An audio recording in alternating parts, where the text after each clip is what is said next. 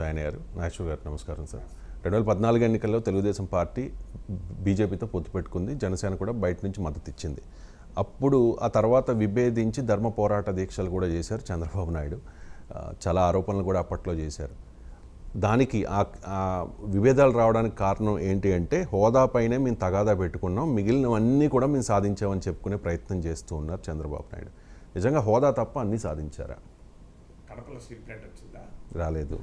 Petrochemical complex కాకినాడలో వచ్చిందా? రాలేదు సార్. విజయవాడ విశాఖ మెట్రోలకు సహాయం వచ్చిందా? రాలేదు సార్. హైదరాబాద్ను తలదన్నే ఢిల్లీని అసూయపడే రాజధాని 5 ఏళ్లలో పూర్తయింది వచ్చిందా? అసలు పోలవరం పూర్తయిందా? లేదు సార్. వైజాగ్ చెన్నై ఇండస్ట్రియల్ కారిడార్లో భారీగా పరిశ్రమలు వచ్చాయా? వెనుకబడిన ప్రాంతాలకు 50 కోట్లు మించి నిధులు వచ్చాయా మౌలిక వసతులకు? సో ఇప్పుడు చంద్రబాబు నాయుడు టైంలో దుగ్గరాజపట్నం పోర్ట్ వచ్చిందా? సో ఇప్పుడు ఏమొచ్చింది చెప్పండి? విద్యా సంస్థలు పూర్తయ్యాయా? మీకు ఇన్ని ఉదాహరణలు ఉన్నాయి కదా. మీరు వచ్చిందంటే చెప్పాలి కదా ఏం వచ్చిందో. అన్నీ వచ్చాయంటే అంతకు మొదట్లోమో అసలు హోదా అవసరమే లేదు, హోదా కన్నా ప్యాకేజే బెటరు అంటూ ప్యాకేజీని కీర్తిస్తూ అరుణ్ జైట్లీకి కృతజ్ఞతలు చెప్తూ శాసనసభ తీర్మానం కూడా చేసింది. తర్వాత మళ్ళీ హోదా పైన పేచీతో బయటకు వచ్చారు. ఒక హోదా కన్నా ప్యాకేజ్ బెటర్ అని చంద్రబాబు నాయుడు వాయిస్ ఇప్పటికీ మనకు అంతలా దొరుకుతుంది. అది అసెంబ్లీలో మాట్లాడాడు, వేరే చోట కదా, బయట మాట్లాడాడు. అసలు ఎవరన్నారు హోదా కావాలని? హోదా కన్నా అసలు లెక్కలే చెప్తున్నా నేను, ప్యాకేజే బెటరు అని 10 సార్లు, 100 సార్లు చెప్పారు. హోదా కన్నా ప్యాకేజే బెటర్ అని ముందు చెప్పారు. అర్ధరాత్రి ప్రెస్ మీట్ పెట్టి మరీ చెప్పారు. అసెంబ్లీలో తీర్మానం చేశారు. అరుణ్ జైట్లీని కృతజ్ఞతలు చెప్పారు. అసలు హోదా గురించి పోరాడుతా అంటే జైల్లో పెట్టారు, అరెస్టులు చేశారు. ప్రత్యేక హోదా సాధన సమితి ఇతరులు వాళ్ళు ఎవరైనా ధర్నాలు చేసినా, నిరసనలు తెలిపినా వాళ్ళ వెంటనే లోపలేశారు, కేసులు పెట్టారు ప్రత్యేక హోదా గురించి పోరాడినందుకు. సడన్గా మళ్ళీ హోదా కోసమే విభేదించామంటే ఎట్లా నమ్మాలి జనం? పోనీ విభేదించారు, అయిపోయింది, హోదా రాలేదు, మరి ఇప్పుడు వచ్చింది హోదా, మళ్ళీ ఎందుకు కలుస్తున్నారు? సో ఇంత క్రెడిబిలిటీ క్వశ్చనబుల్గా ఉంటే పాలిటిక్స్లో ఎలా యాక్సెప్ట్ చేస్తారు జనం? సో అక్కడే తెలుగుదేశం పార్టీకి ఉన్న బలహీనతదే.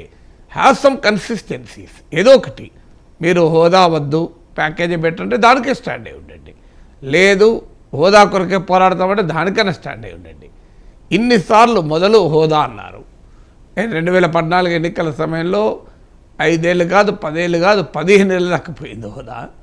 మళ్ళీ ఎన్నికలు అయిపోయాక హోదా అవసరం లేదు, ప్యాకేజ్ చాలన్నారు. తర్వాత మళ్ళీ ఎక్కడైతే జగన్మోహన్ రెడ్డి అవిశ్వాస తీర్మానం పెట్టి ఎన్డీఏ నుంచి బయటికి అని సవాల్ చేస్తే కౌంటర్ చేయలేక ఎక్కడ హోదా సెంటిమెంటు దెబ్బతింటుందో అనుకున్నారు. నరేంద్ర మోడీ రెండోసారి అధికారంలోకి రాడు దేశంలో అని అంచనాలు వేశారు. మళ్ళీ వెంటనే కాంగ్రెస్తో కలిశారు. కుమారస్వామి ప్రమాణ స్వీకారానికి వెళ్ళి రాహుల్ గాంధీతో, సోనియా గాంధీతో సన్నిహితంగా ఉండేందుకు చేసిన ప్రయత్నాలు మన ఫోటోలు చూడలేదా? అవన్నీ కూడా హోదా కొరకేనా? కాదు కదా. సో మళ్ళీ వచ్చారు. తర్వాత ఇప్పుడు హోదా కోసమే మేము విడిపోయామంటున్నారు. మరి హోదా ఇస్తామని ఇప్పుడు హోదా ముగిసిన అధ్యాయం అని కదా బీజేపీ స్టాండ్. హోదా ఇస్తున్నామంటున్న జాతీయ పార్టీ కాంగ్రెస్. నిన్నగా మొన్న కూడా శర్మ స్టేట్మెంట్, హోదాపైనే రాహుల్ గాంధీ తొలి సంతకం చేస్తాడు ప్రధానమంత్రి అయితే అని. ఇప్పుడు హోదా ముగిసిన అధ్యాయము ఇవ్వము అంటున్న బీజేపీ వైపు ఉంటాడా చంద్రబాబు నాయుడు? హోదా మేము అధికారంలోకి వస్తే ఇస్తామంటున్న ఇండియా కూటమి వైపు ఉండాలా?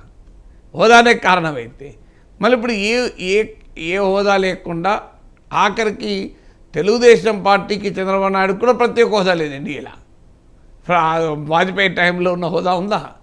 చంద్రబాబు నాయుడు ప్రత్యేక హోదా లేదు, టీడీపీకి ప్రత్యేక హోదా లేదు, ఆంధ్రప్రదేశ్ ప్రత్యేక హోదా లేదు. పైగా ప్రత్యేక హోదా బీజేపీకి వచ్చింది. 10 అసెంబ్లీ సీట్లు, 6 ఎంపీ సీట్లు, బలం లేకపోయినా అది కూడా టీడీపీకి బలం ఉన్న చోట. సో ప్రత్యేక హోదా బీజేపీకి వచ్చింది, ఆంధ్రప్రదేశ్ రాలేదు కదా. సో ఆంధ్రప్రదేశ్కు ప్రత్యేక హోదా ఇవ్వని పార్టీకి చంద్రబాబు నాయుడు ప్రత్యేక హోదా ఇచ్చాడు. సో అది ఏ రకంగా హోదా కొరకే మేము విడిపోయాం, ఇంకేం లేదు, అన్నీ కలిసాం. హోదా పక్క పెట్టండి. నరేంద్ర మోడీని విమర్శించినప్పుడు హోదా కొరకే విమర్శించారు. మీరు కొంతసారి బయట్లు ప్లే చేయండి, మీకు అర్థమవుతుంది. లేదంటే సోషల్ మీడియాలో దొరుకుతుంది కదా, ఆన్లైన్లో అన్నీ దొరుకుతాయి కదా. ఆఖరికి నరేంద్ర మోడీ కుటుంబాన్ని కూడా ప్రస్తావిస్తూ మాట్లాడు, అది కూడా హోదా కొరకేనా? అంటే నరేంద్ర మోడీ కుటుంబం గురించి మాట్లాడితే హోదా వస్తుందా? హోదా రానందుకు నరేంద్ర మోడీ కుటుంబానికి టార్గెట్ చేస్తారా? చెప్పండి. దేశానికి నరేంద్ర మోడీ ప్రమాదకరం అని చెప్పారా లేదా? సో గుజరాత్ అల్లర్ల నుంచి మొదలుకొని అవన్నీ హోదా కొరకే మాట్లాడా. హోదా కొరకే అయితే మోడీ పైన మేము మోడీ మంచివాడే, దేశానికి మోడీ అవసరం, కానీ హోదా ఇవ్వడం లేదు కనుక మేము ఈ విషయం పైన విడిపోతున్నాం అని చెప్పిండా? చెప్పలే కదా. అసలు మోడీ దేశానికి ప్రమాదకరం అన్నాడు కదా చంద్రబాబు నాయుడు. ఇప్పుడు మళ్ళీ హోదా కొరకే అంటే హ్యావ్ సమ్ కన్సిస్టెన్సీ. ఏదో ఒకటి లేదు, రాజకీయ అవసరాలు ఉన్నాయి, పొత్తులు పెట్టుకోవాలి, బలమైన శక్తులను ఎదుర్కోవటాన్ని పెట్టుకోవాలి, సైద్ధాంతిక విరుద్ధమైన శక్తులు కూడా కలుస్తుంటాయి పొత్తులు. Be honest. ఎందుకు ఈ పొత్తు? సో ఒకసారేమో వైసీపీని ఓడించడానికే పొత్తు, ఒకసారేమో జగన్ ఓడించడానికి కాదు, రాష్ట్ర ప్రయోజనాల కొరకు, ప్రజలు గెలవడానికి, ఒకసారి ప్రజలు గెలవడం కొరకు, ఒకరోజు హోదా కోసమే మేము వదిలేసాం. అసలు ఇన్ని రకాలుగా మాట్లాడితే ఎట్లా? Have a clear stand. వైసీపీని ఓడించాలి, ఓడించడానికి మేము అందరం కలుస్తున్నాం. ఇప్పుడు కేసీఆర్ చెప్పేవాడు, కాంగ్రెస్తో కలిసిన టీడీపీతో కలిసిన, సో ఊసర వెళ్ళిన గొంగర పొడుగునైనా ముద్దు పెట్టుకుంటాం, కుష్ఠరోగినైనా కౌగలించుకుంటాం, మాకు తెలంగాణ కావాలి. సో తెలంగాణ కొరకు మేము ఎవరైనా కలుపుకుంటాం అన్నారు. ఇప్పుడు మీరు అదన్నా చెప్పండి, మా రాష్ట్రంలో బలపడడానికి మేము కలుపుకుంటాం, అభ్యంతరం లేదు. పొత్తులు ఒక్క టీడీపీ పెట్టుకోలేదు, దేశంలో పొత్తులు టీడీపీ ఒక్కటే వదులుకోలేదు. సో దేశంలో అన్ని పార్టీలు చేస్తున్న పనే ఇది. బట్ సమ్ కన్సిస్టెన్సీ లేకపోతే జనం యాక్సెప్ట్ చేయరు, యూటర్న్లను జనం యాక్సెప్ట్ చేయరు. ఆ యూటర్న్ చేసిన ఇంత బ్లేటెంట్గా ఉండదు. ఈవెన్ జగన్మోహన్ రెడ్డి కూడా ఒక రకంగా యూటర్నే. 2019కి ముందు అవిశ్వాస తీర్మానం పెట్టారు, ఎంపీలు రాజీనామా చేశారు, అది కూడా ఉప ఎన్నికలు రాకుండా ఉండేలా జాగ్రత్త పడి రాజీనామా చేశారు. తర్వాత ఇప్పుడు మళ్ళీ ఇప్పటి వరకు మళ్ళీ హోదా గురించి ఇవాళ కూడా పేపర్లు వచ్చింది. షర్మిల ఈ 5 ఏళ్లలో జగన్ హోదా గురించి అడిగాడా? ఆ మాటకంతే షర్మిల కూడా అడగలేదు హోదా గురించి ఈ మధ్య వరకు.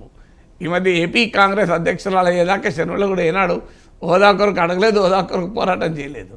అందువల్ల రాజకీయ నాయకులు ఆంధ్రప్రదేశ్లో ప్రధాన పార్టీల నేతలంతా హోదాను వదిలేశారు, రాష్ట్రాన్ని వదిలేశారు, తమ తమ అవసరాల కొరకు రాజకీయాలు చేస్తున్నాడు. కనబడుతున్నది కదా ఇలా, ఇంత ఓపెన్గా కనబడుతుంటే నేను హోదా ఒక్కటే అదొక్క దగ్గరే డిఫర్ అయ్యాను. అదొక్క మోడీ పైన ధర్మ పోరాట దీక్షల్లో చంద్రబాబు నాయుడు చేసిన వ్యాఖ్యలన్నీ మీరు మళ్ళీ ప్లే చేసి అందులో హోదా గురించి ఎంత ఉన్నది, మిగతా వాడికి ఎంత ఉందో చూస్తే అర్థమైపోతుంది కదా. ఈ వేరేది అవసరమే లేదు కదా. రైట్ సార్, రాష్ట్రహితానికి పొత్తు పెట్టుకున్నాం, ఇచ్చి పుచ్చుకునేలా